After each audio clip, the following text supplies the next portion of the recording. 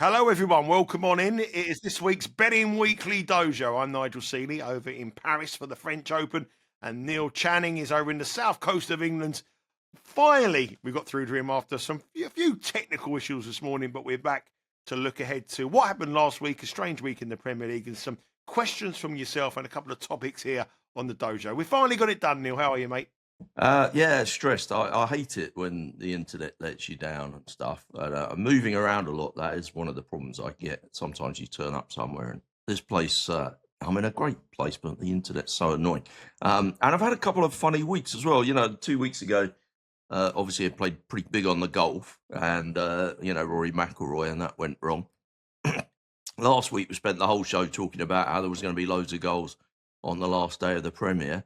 And that went a bit wrong. Luckily, I think I did stress that I was only doing that for pizza money. I don't know how you ended up. I sort of ended up not too bad. I played the singles over 4.5, and I focused on sort of 4 key games of the 6 where people didn't have to try. And I got one home with Spurs against Brighton. And then I did a lucky 15 on the both teams to score, and I got a treble up. So I didn't actually end up doing too much damage. I played the singles on the over 4.5, and I played a few 3-1s, but it was mostly pizza money. It wasn't too bad a week, and I've sort of been doing okay on the horses recently, so I can't really complain. It's not all doom and gloom in the Channing household. That's good to hear. It was doom and gloom when I was speaking to you 10 minutes ago, and the internet was going through problems. Oh, But anyway, honestly, we'll have a look at the football. you've known me a long Last time, week's Nigel. football was just strange. You've known me a long time. Yep. I don't tend to get very upset if a bet loses. It's just one of those things. You win some, you lose some. I can take it on the chin. But if the technology lets me down, I get I'm raging now. Honestly, I want to smash the computer up. That probably won't help if I do that. No, I think you'll be in more trouble if you smash your computer. I'll tell you what, looking back on the Premier League show last week, we did a live betcast. Thank you for anybody who joined the live betcast and watched along with that. But it took a load of time to get going. I mean, there was so many matches after like 25 minutes with 0-0, not many action happening. But if you look at the stats and the data, there was chances. There was goals shot, there was shots, there was like the XG on the teams were high, just didn't convert into goals. It was a record low. 20. Do you think it's just a random, or do you think could you than put a reason on it? I mean, the weather, it was quite hot, wasn't it? I Does think that make a difference? Well, it was fair. It was a sunny day, but it wasn't as warm as final day of the season. I don't think that's so much to read. I just think that the chance conversion wasn't as high as usual. I mean, the one game was the saving grace for me was the Tottenham match. That was the saving grace. If that never went over 4.5, it would have been a disastrous day. But that obviously at 2-1, that covered 2 of the losses for me. So, seeing as I only played 4 matches, it wasn't that bad to take. So, yeah, I mean, I just think it was one of those days. The goals come a little bit more in the second half, but yeah, if Leicester had scored, I'd have actually chopped it off in the end with both teams to score. I'd have got 4 out of 4. The one thing that really was the most key factor again was that there wasn't a single 0-0, even those 24 matches. There wasn't one 0-0 again.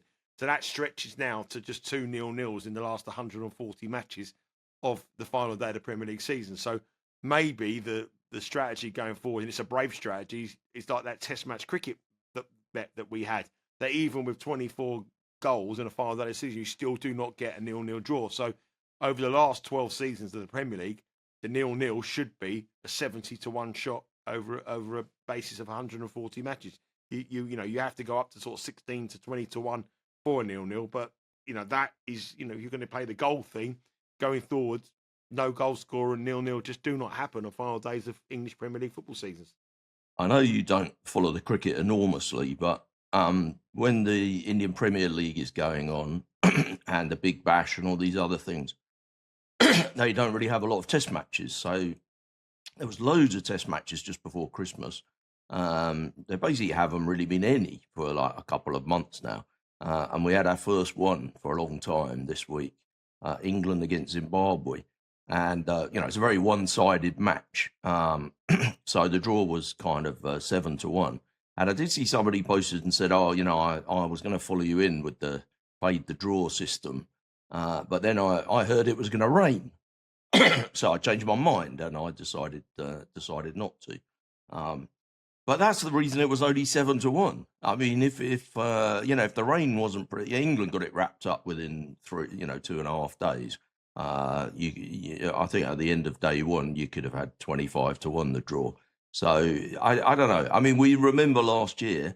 I said to you, if people had not been following the dojo for too long, that was last year, 2024 was the best year ever for fading the draw in Test matches. But it was also the year when the price of the draw was the biggest that it's ever been. The average price of a draw was close to 7-1. So, it's not like the old days. You used to be able to fade the draw at kind of 6-4, 7-4. But I think that's putting off a lot of people. I speak to people and I say, oh my God, this fade the draw, it's just a great thing to do. And they're like, yeah, but you've missed the boat now. You used to be able to do it at 7-4, you used to be able to do it at 2-1. Yeah, but you had your best ever year in 2024 doing it at an average price of 7-1. But again, that maybe comes back to something we were talking about before about people saying, I never bet odds on. That's just this kind of a daft thing, because the way that you win at sports betting is that you price things up. And if you notice a differential between the price that you make it and the price available, there's a potential for profit if you're any good at assessing the price. It doesn't matter whether the price that you assess is odds on or whether the price you assess is 20-1. It's just a question of whether you get better than the price things ought to be. Anyway, if you did fade the draw in the cricket, it wasn't even a sweat. You basically, after the first 3 hours, you knew you were going to win. And 1-0 to the good guys on the year. So good start for us. There you go, Nigel. I feel like you didn't do it. And if you are fading the draw in the 0-0 in the final day of the season, it's a good start. It's 138-2 to us on the correct scores at the moment on that one as well.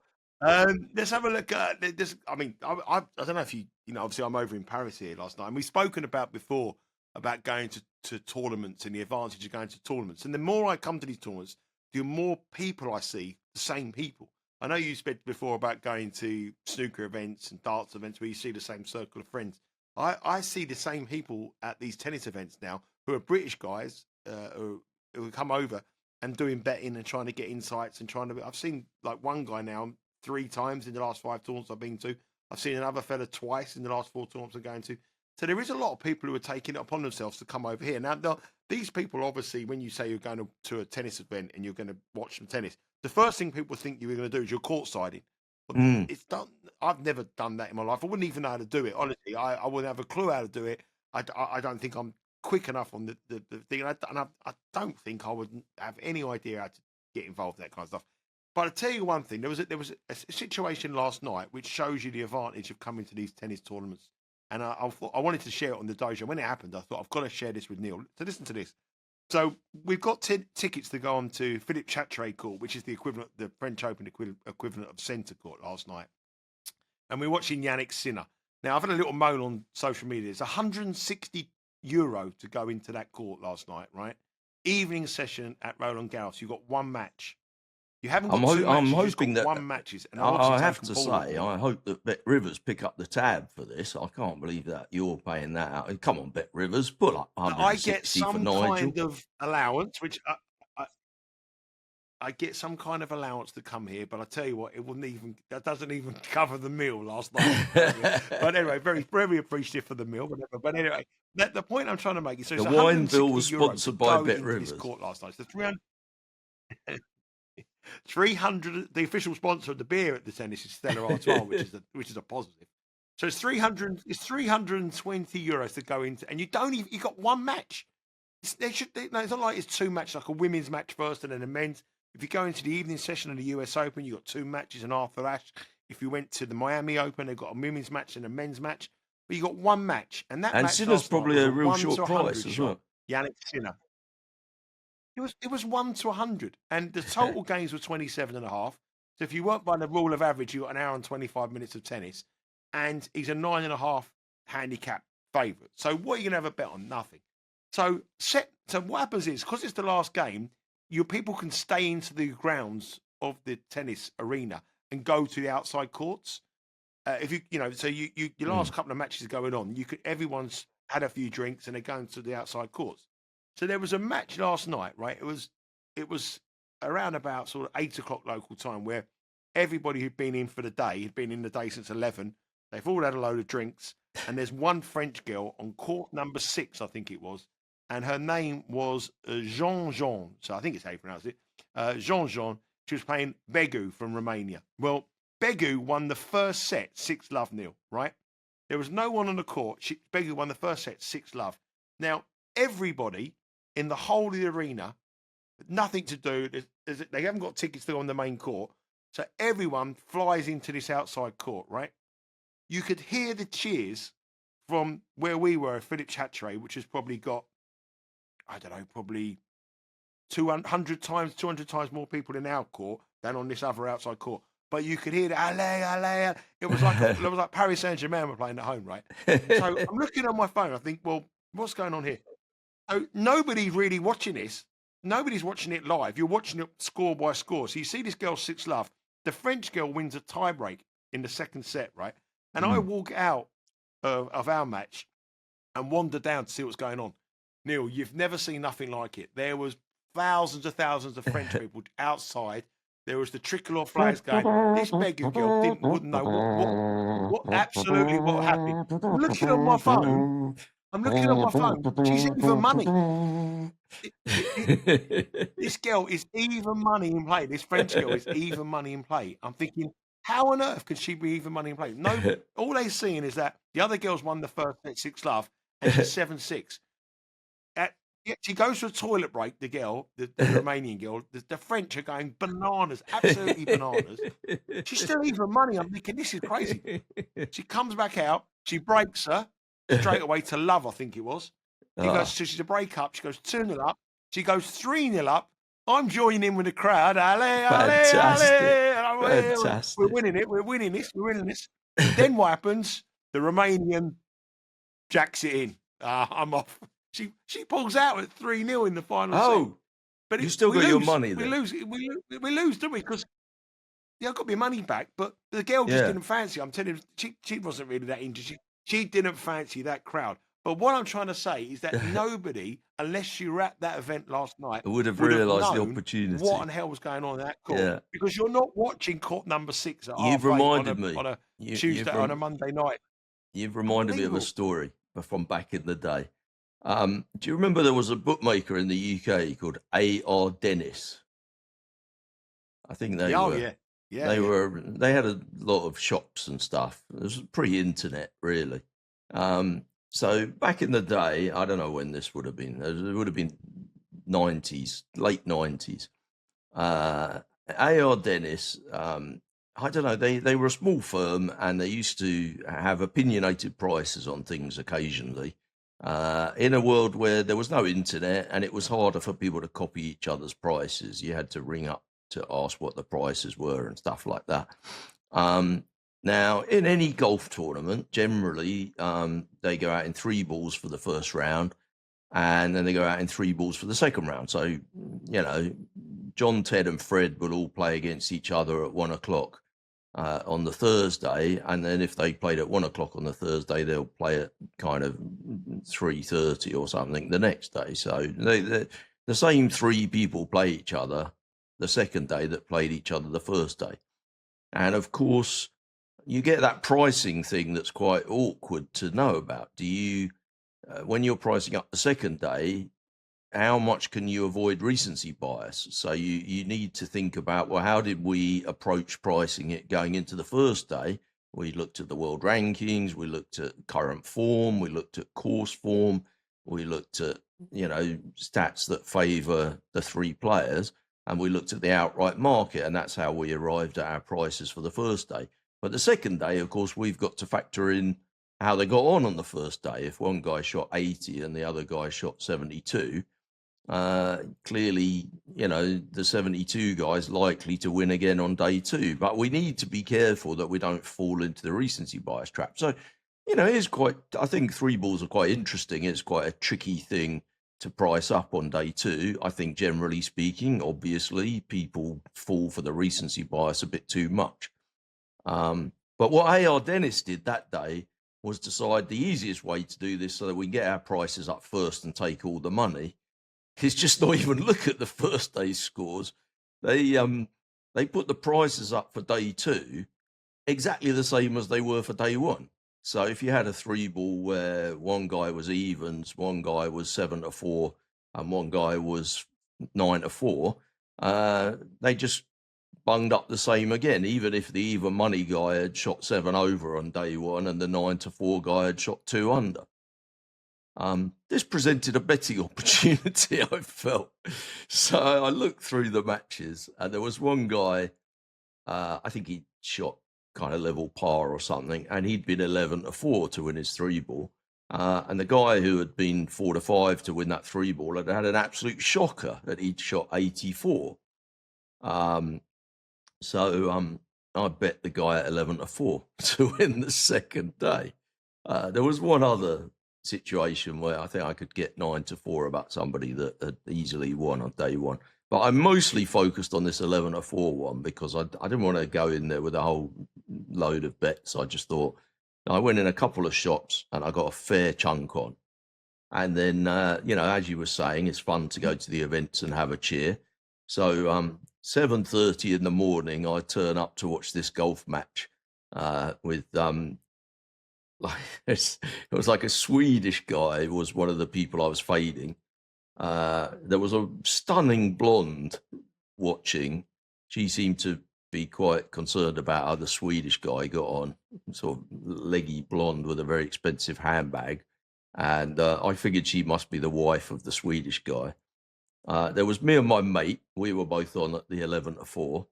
And then there was 2 other guys. Well, I have to say, they were even more scruffily dressed than me and my mate. I know you're finding this hard to believe. That is impossible. This is the bit of the story that stretches credibility. Anyway, it was at Wentworth. We got to the second hole, which is a par 3.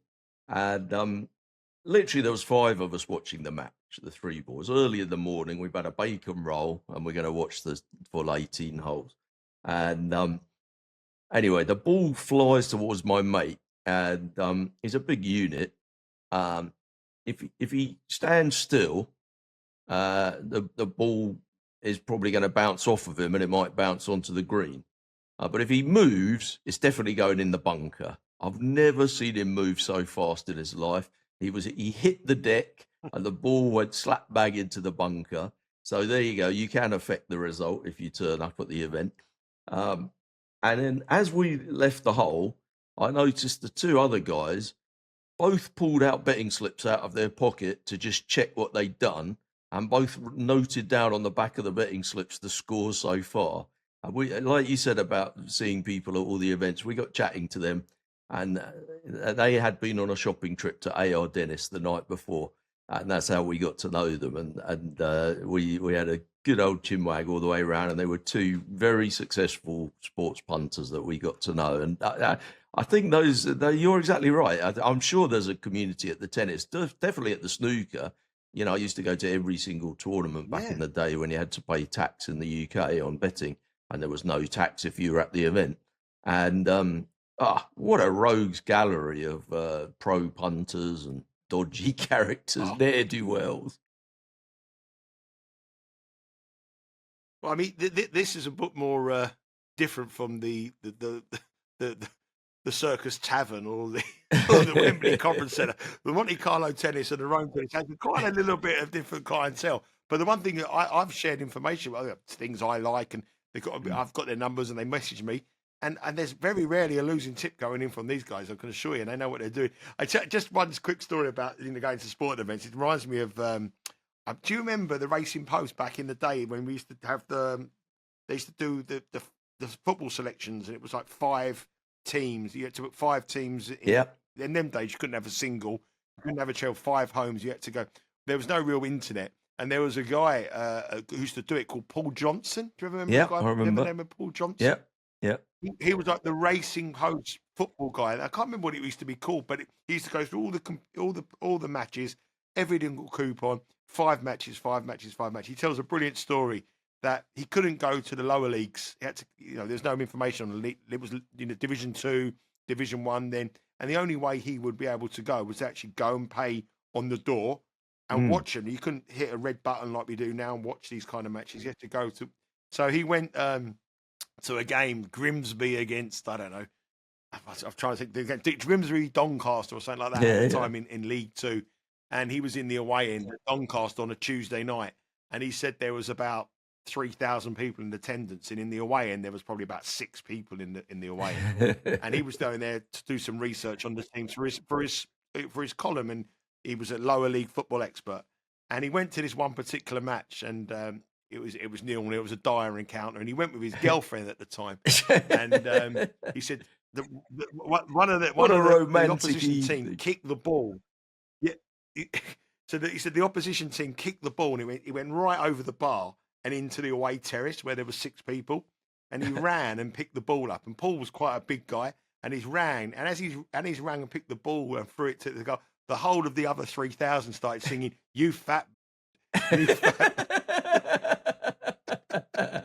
And he said he's thrown the ball back to the goalkeeper, and he's felt really sad and gone back to his girlfriend. And he said his girlfriend put his arm around him and give him a kiss, and the whole 3,000 fans went, "Ah!"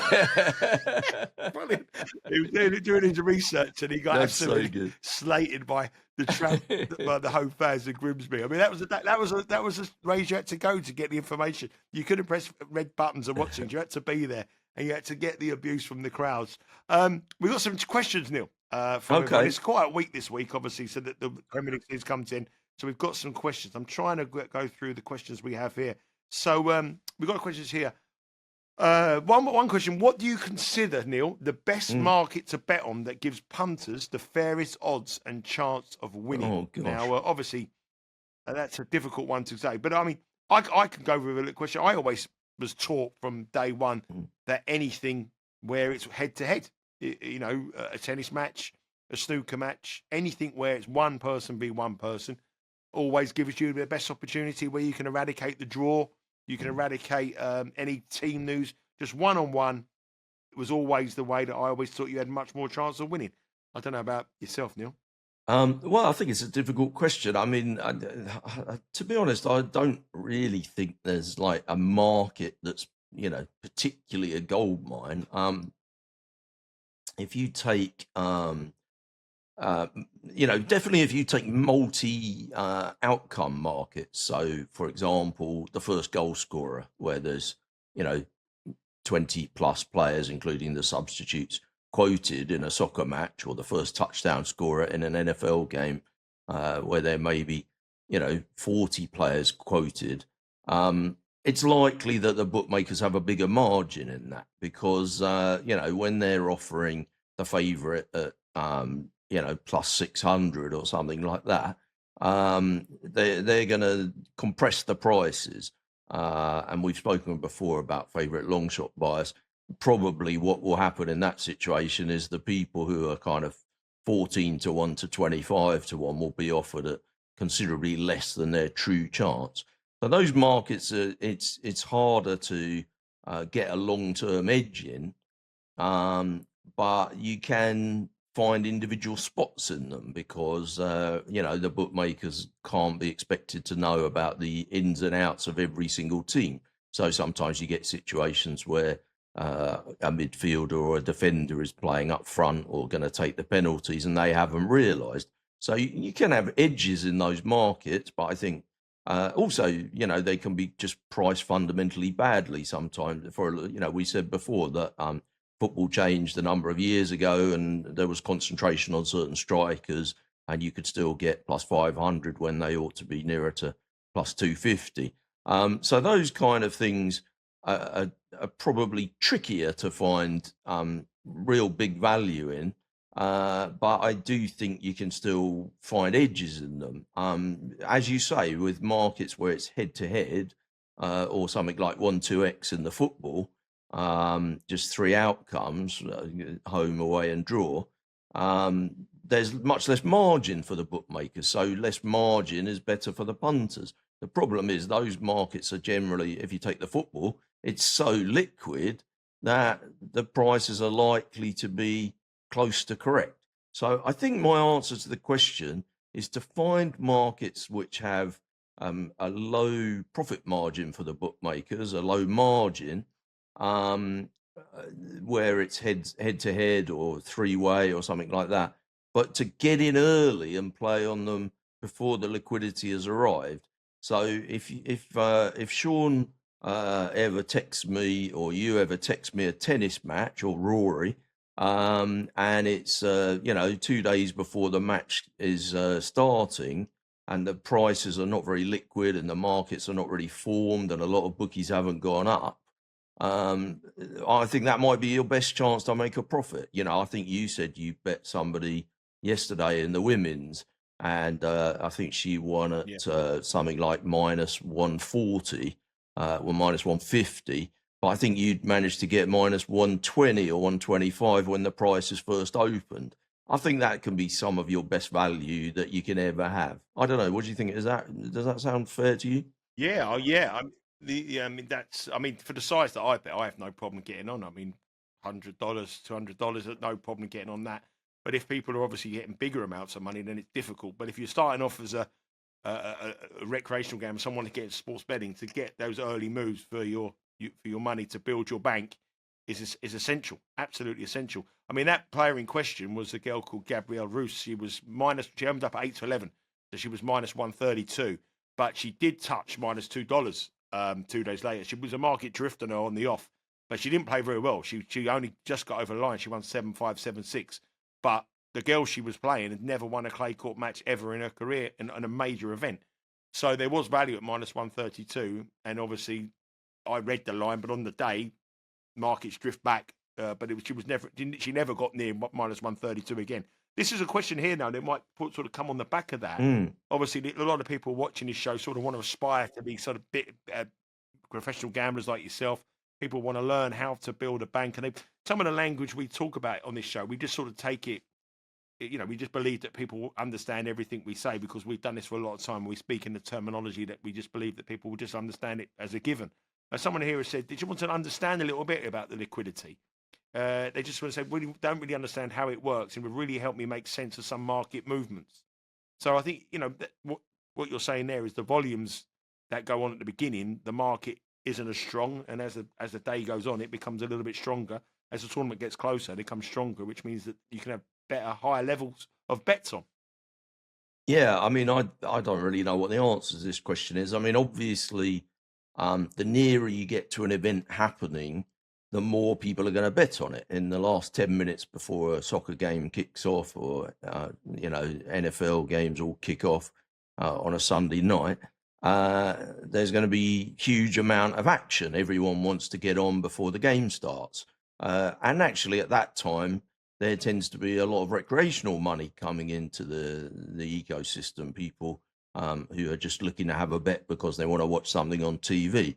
But of course, if you're a big syndicate, a big professional syndicate, you've got the situation that you alluded to there, where early in the week, when the prices are perhaps moving around a bit more and no one's really sure on what the kind of correct price should be, if you're a big syndicate, you can't bet so much. On the NFL, the limits tend to kind of kick in on a Friday, and some of the syndicates used to start to place their bets on a Friday because they could bet 3 times as big as they could have bet on Wednesday. But the bookmakers have sort of got a bit wise to that, and now most of the big syndicates don't really start putting their NFL bets on until early on the Sunday. And then the really late moves are generally significant and interesting, because these are moves into very liquid markets where there's a huge amount of turnover. And if people are moving point spreads by, off of key numbers like 3 or 7, close to kickoff on a Sunday, they're not doing it for fun. They're not doing it in response to a huge amount of recreational money. They're doing it because they respect the money.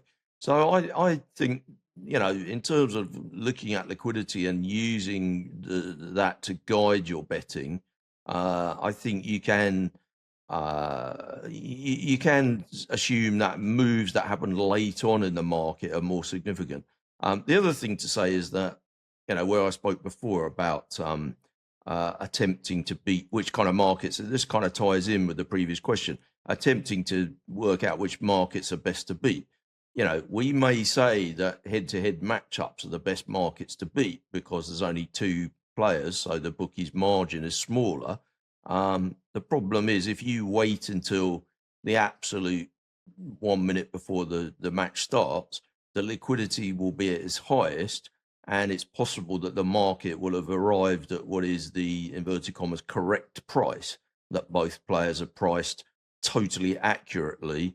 And if it's if it's minus 150 plus 150, if you shop around, then it's possible that they just have a 60-40 chance of winning this match. And if you play the match 1,000 times, one will win at 600 and one will win at 400, and there's no edge. But if you approach that game earlier in the week, there's definitely a chance that you would have got minus 130 or plus 160, the two players, and by shopping around for value, you could have beaten that market. Again, if you're playing huge, that's going to be difficult to do. But if you're a recreational punter and your bets are no more than $1,000, you probably can take advantage of those early chances to shop around in the market. So I think liquidity obviously just gets stronger as the week goes on in all sports, or as you get nearer to the kickoff. The other interesting thing is because of favourite long shot bias, actually favourite punters tend to wait until the last minute. If you were a bookie and you were trying to get yourself a nice even book where you can win either way on an event, probably the best strategy you could employ is to be the best price on the underdog early on, and then hold your nerve and just keep the prices, and eventually the money will start to pour in on the favourite as you get close to the kickoff. That tends to happen in most events. So I think liquidity as it goes up tends to favour going for the favourite. And if I am habitually backing favourites, I'm probably going to try and get on early. Whereas if I'm backing underdogs, I'm happy to wait generally until later on. So yeah, it's important to know about liquidity. I don't think you need to know much more than that, though. Always in my experience of being an odds compiler back in the day, and always from my father's advice as well, is you always want the shrewdie to be the first bet in the book. That's always the way I always think it. If you're going up with the tennis matches and someone wants to have a decent bet on one particular first round women's match and he's a winning client, you've made a mistake, and you adjust the market to get with him. And I think that's how all good bookmaking should be. I think you should respect the person's opinion. So unfortunately for me, the bet that I had at minus 132, I don't think I'll have any respect for that. I'll be restricted next time. But essentially, I'm giving them a tip, aren't I? I'm giving them a tip, aren't I? I'm telling them they made the rig. They should move the price accordingly, attract money on the other player, and go with me. And I think that's how bookmaking should be. But unfortunately, we don't live in a world where that isn't the case. Just one other question before we leave for this week, Neil. And obviously, this is a question that probably many people ask you many times, and people have asked me in the past as well. But obviously, you're much more. You're a long-term professional gambler, much more than me. Your most memorable bets that kick-started you on being a pro gambler, or the bets that made you a big amount of money. Basically, what he wants to know is the most important wins in his career. Now, before I ask you this, I think that people believe that professional gamblers like yourself, or people like me who work in the gambling industry, we bet 50 to 1 shots every week that win, and 100 to 1 shots every week that win. That means we can buy a new car or we can travel over to the French Open. It's not, for me, I bet probably 30, 40 bets a week. And I don't think any bet I have genuinely would be much bigger than 2 to 1. I think most of the bets to me are over and under total games at minus 110. Tennis matches around minus 110 to plus 110. Over or under in total goals at minus 110 in football matches. And football teams that really are about plus 110, plus 115. And if I can make a 7% return on the month, on the year, that's how I sort of build my bank. I think I've ever bet 100 to 1 winner once. That was it. And that was many, many years ago. Kvitova when she won the Miami Open tennis. But that was for like $15 each way. It wasn't like Mm. for huge life-changing money. I just believe that people think that programmers like yourself just bet 33 to 1 shots, 4 to 1 shots for £200 each way every week. Yeah. I guess I bet slightly bigger prices than you generally because I bet a lot of horses. So, most horse races, I'm probably backing horses at an average of kind of 6 to 1 or something like that. Although these days, as the field sizes are getting smaller, I'm probably betting slightly lower average prices. I'm certainly not averse to betting odds on. In answer to the question, though, in terms of like the most important bets, I can't really remember. I mean, I'm sure there were really important ones at the time. I'll tell you one that was really important. I can think of one actually straight away. Because after university, I basically went racing every single day. I went to the track, and I was, I did some work for some bookies on course, and I was trying to kind of get involved in the scene and pick up tips from people and whatever. And I managed to survive. I didn't really build my bankroll particularly. I got it up to kind of $8,000. But don't forget, we're talking, nearly 40 years ago now. And I was living in hotels, as much the same as now. I was moving around a lot. I had a place in a flat in London, and my parents were running a pub in the West Country, and I was all over the place, staying all over the place. And anyway, finally, I went broke when I was 27. A bad run on the horses, and I had to say to my parents, could I possibly move back in with them for a short time while I tried to sort myself out? And my dad said, "Well, you can, but you're going to have to get a job." Well, I was, oh, I was absolutely shocked. This has never been the plan. I'd certainly never considered this before. I mean, absolutely ridiculous idea. As luck would have it, I got flu around that time, so I had to stay in bed for a few days. I was feeling a bit rotten. I did manage to, on day 3, perk up a little bit and take a stroll out to the shops, because I'd seen a bloke in the darts tournament that was on over Christmas playing very well. And after the match, which he won 3-0, he said to the interviewer that he'd had a bet on himself to win 3-0 at 8 to 1. And I thought, well, I like the sound of this guy. He likes to have a bet. And he was playing somebody in the next round where he was also 8 to 1 to win 3-0. And he said he was intending to do the same. So I legged it down to the shop, despite the flu, coughing and wheezing. And I backed him to win 3-0. And I had a look at what price he was to win the tournament, and he was 16 to 1. So I was a bit skint, and I basically went all in. I had all my money in the world that I had left, which wasn't very much. Some of it on him to win 3-0 at 8 to 1, and some of him at 16 to 1 to win the tournament. And John Park won the next round 3-0, and he won the tournament, his first world championship. No one had ever heard of him before. And I would say that possibly, well, it deferred me getting a job. I told my dad I didn't really need one now. And he said I'd have to move out. And I did end up actually getting a job for a short time. But I think from that day, I knew this was what I was going to do. I kind of had been doing it for kind of 6 or 7 years. In terms of bigger ones, I guess, I mean, a particularly big one I remember was one where I just pressed and pressed and pressed all season in the NFL. And that was when Kurt Warner joined the Rams. I should remember the year really. It was around about 2001 or something like that. And they lost their first, I think they lost their first 2 games. And Warner, who had been stacking shelves in a supermarket only a few weeks earlier, was drafted in as the quarterback. And they won their 3rd game and scored a load of points. And I thought, at the time, you needed to score a load of points to win the Super Bowl. It was always a really high-scoring game. There was loads of really defensive teams around that season. And I thought, you know what, I'm just going to have some pizza money on them to win the Super Bowl. And they were 80 to 1. and they won the week 4, so now they were 2-2, and one firm only cut them to 66 to 1.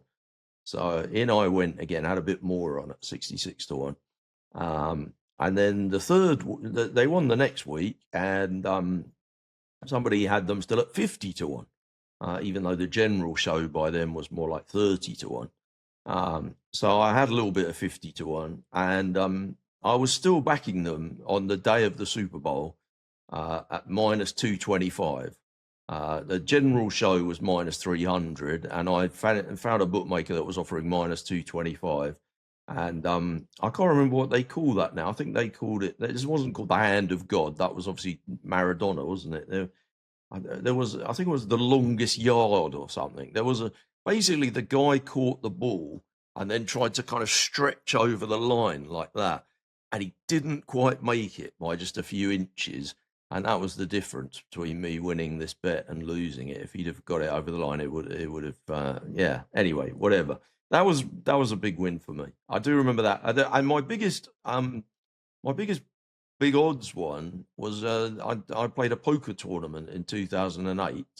There were 667 people in the tournament, and there was a bookie offering prices on the tournament. They made me 200 to 1. Anyway, after day 1, which I didn't think was a particularly good price, really. I mean, I thought it was about right, probably. Anyway, after day 1, there was only about 200 people left in the tournament, and I was about, I can't really remember, I might have been 25th in chips or something like that. And instead of cutting me to what they ought to have cut me to, considering 2/3 of the field had gone and I was in the higher chips, I think they should really have cut me to about 33 or 40 to 1. But they somehow decided I was still 100 to 1. So my chance had only increased by doubling, even though 2/3 of the people were out. And so I thought this was a good bet. Anyway, they'd made a whole bunch of mistakes like this over the thing. So I think I managed to back 5 guys. And with 2 tables left, I was second in chips, and the guy who was the chip leader, I backed him at 66 to 1, and I'd backed myself at 100 to 1. Anyway, I had to rely on me in the end because the other 4 people were useless. But I won the tournament, and I had 500 quid at 100 to 1. So that's my biggest kind of win at a big price, I think. I don't think I've ever. Not many people can say their biggest win at a big price is betting themselves. That's Yeah. a pretty good. That's a pretty good achievement. That's a pretty good thing to do. I'll just tell you one of my most significant bets before we wrap up for today. 2017, Easter 2017, wasn't doing very well betting. Had a really bad year. Wasn't in a great place. Struggling a little bit. My daughter's at secondary school. She's going on a skiing trip for the school. She wants to go on a skiing trip. Yes, darling, you can go on a skiing trip. The school have been ringing me for installments to pay the skiing trip. Oh, Kept gosh. on going. The answer phone was going, thinking, oh no, Oh, we've got no. this installments to pay. Son, I've said to promise the son, don't worry, when Charlotte's away on the skiing trip, I'm going to take you to watch Barcelona play. You're going to see Messi play. Planned it all out when I had a few quid. Get closer and closer and closer. He's can't wait. Sending all his friends to see Messi. Oh no, what do I do? Got about 200 quid thinking, what do I do? It's a slippery slope. Thought, right, I'm going to have a bet on a golfer. £50 each way. Russell Henley to win the Texas Open 2017. He gets the job done. 40 to 1, 50 to 1, I can't remember. Charlotte's off skiing, going down the slopes. It was all downhill from there for your daughter. Aye. Thank you very much, Russell Henley. If it wasn't for that win, I don't know what would happen. It could have got messy. Anyway, everyone was happy in the end. Yeah, it could have got messy. Exactly. Neymar got sent off as well. It was Neymar, Messi. It was brilliant. We had a great day.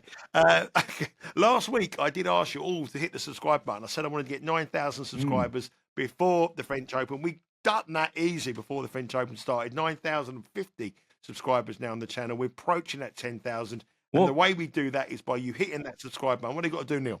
Well, obviously, if you're planning to join us on the dojo, do join us every week on the dojo. You get a reminder if you hit subscribe. It's free. You don't have to pay to subscribe.